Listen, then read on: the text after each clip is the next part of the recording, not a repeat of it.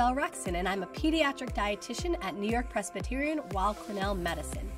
Did you know there are things that you can do to keep your heart healthy? NewYork-Presbyterian is collaborating with the American Heart Association to provide heart-healthy tips for you and your family. Nutrition labels are one of the best tools we have to know what we're eating. Nutrition labels tell us both the nutrition facts as well as the ingredients on the food. Ingredients on the label are listed from what's the most in the food to the least in the food. So looking at the ingredients is a really great way to learn more about a food. For example, I know that cauliflower pizza is a really popular food. If the first ingredient is cauliflower, you know, oh, there's more cauliflower than anything else. If the first ingredient is rice flour, then there's more rice than cauliflower. Looking at the labels is the best way to be our own detective and learn more about a food.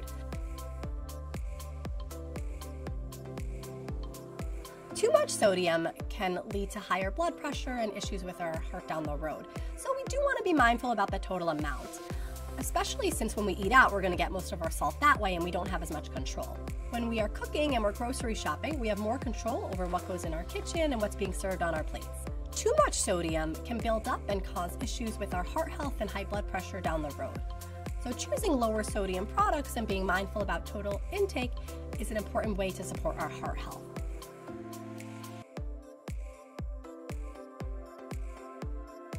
Families often come to me asking about what are processed foods and how can we avoid them. The reality is we cannot avoid processed foods because most foods are processed to some degree. Processed just means that a food is changed from its original form. So unless you live on a farm, and even so, you're probably not eating all food just off the ground as is.